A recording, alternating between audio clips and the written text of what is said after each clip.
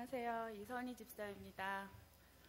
순종하는 마음으로 이 자리에 서긴 했지만 남들 앞에서 간증을 한다는 것이 이렇게 두렵고 떨리는지 몰랐습니다. 다른 분들은 앞에서 간증하시는 거 보면 참 쉽게 잘하시는 것 같던데 저는 막상 하려니 일주일 동안 여간 부담스럽고 또한 조심스러운 게 아니었습니다.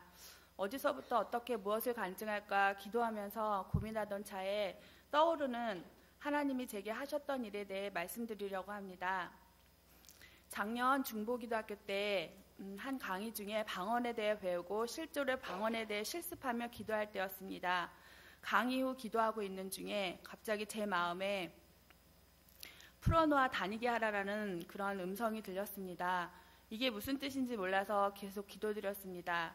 그때 나사로가 붕대에 묶여 강시처럼 통통거리고 다니는 모습이 떠오르면서 예수님이 나사로를 살리시면서 하셨던 말씀인 것을 알게 되었습니다.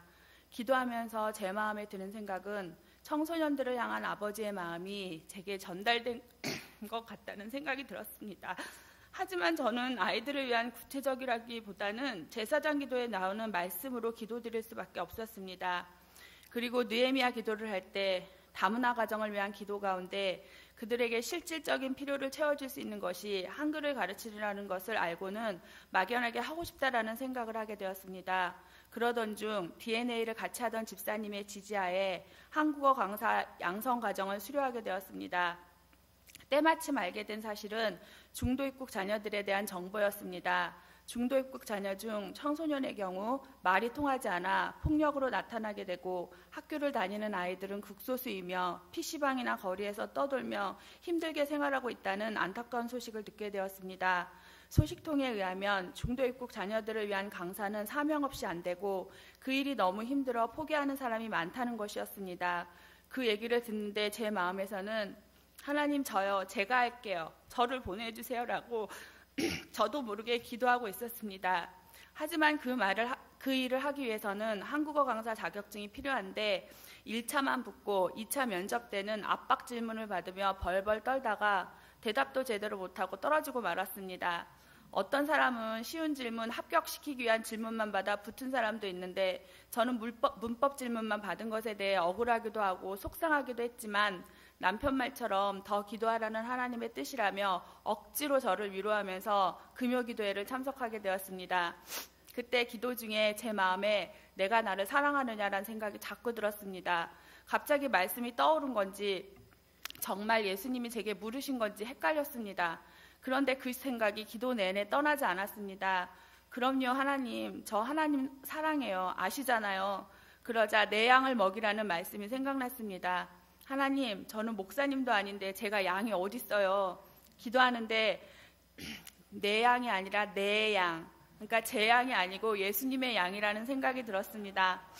그렇게 기도회를 마치고 그냥 날이 가고 있었습니다. 그냥 올 한 해는 기도하면서 성경도 많이 읽고 하고 싶은 거 하면서 내년을 기다리자라고 하고 있었습니다. 그러던 중에 글로벌 아동센터에서 중도 입국 자녀를 위한 한국어 자원봉사자를 모집한다는 광고를 보게 되었고 바로 다음 주부터 일주일에 한 번씩 한국어 봉사를 시작하게 되었습니다. 저는 한국어 강사로서 당당하게 아이들을 가르치며 그들과 함께하기 원했지만 하나님께서는 그들을 위한 기도가 먼저라고 하시는 것 같습니다. 어떻게 하나님이 그곳에서 일하실지는 정확하게 모르지만 하나님께서 아주 구체적이고 실제적으로 일하실 것이라는 기대감을 가지고 있습니다. 작년 K-팝 때 이후 학부모 기도 모임을 만들어야겠다는 생각은 들었지만 저는 일할 생각에 그 생각이 들 때마다 이건 아니야 하면서 마음을 계속 누르고 있었습니다. 만약 제가 한국어 강사 자격증을 땄다면 학부모 기도 모임을 할 시간도 할 생각도 하지 못했을 것입니다. 그때 주셨던 마음으로 두 자녀 학교에서 기도하기 시작했습니다. 작은 아이 학교 학부모 중에는 같이 하겠다는 집사님도 생겨났습니다. 하나님께서 새롭게 또한 말씀도 찬양도 깨닫게 해주시고 계십니다. 제가 제사장 기도하면서 어려운 부분이 있었습니다. 그 어려운 부분은 낱말 뜻도 잘 모르겠고 그 말씀도 전체적으로 잘 이해도 되지 않고 그런 부분들이었습니다. 그렇지만 제가 어려워하는 그 부분도 하나님께서 풀어주고 계십니다. 바로 지난번 6기도 할 때 하나님의 현현부터 지혜의 기도까지 달락달락 말씀이 깨달아지면서 그것이 이어진다는 것을 알게 되었습니다. 저는 1년 가까이 제사장 기도를 하면서 그렇게 이어지는 건지 처음 알았습니다. 그때까지 저는 하나님의 현현은 하나님의 현현, 시편으로 기도하기는 시편으로 기도하기, 지혜의 기도는 지혜의 기도 이런 식으로 따로따로라고 생각하고 기도하고 있었습니다. 그 다음 주에 7기도를 하는데 하나님께서 또 풀어주시는 것이었습니다. 8기도할 때도 또 풀어주시고 와 너무너무 신나고 재밌고 말씀을 알고 그 말씀대로 기도한다는 것이 이렇게 즐거운 거야 하면서 신나서 몇몇 집사님들에게 자랑도 했습니다. 제사장 기도를 꾸준히 하루 3번은 못하지만 매일의 기도 가운데 말씀의 위력이 저와 저희 가정뿐 아니라 다른 사람에게까지 퍼져가고 있습니다.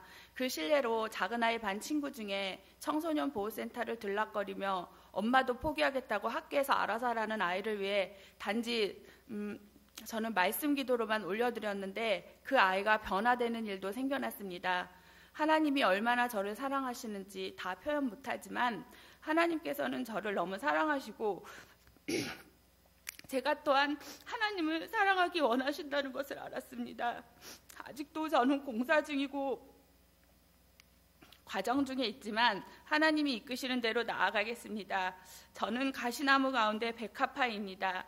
만물 주께 나와 주께 돌아가니 영광 받으소서. 아멘. 감사합니다.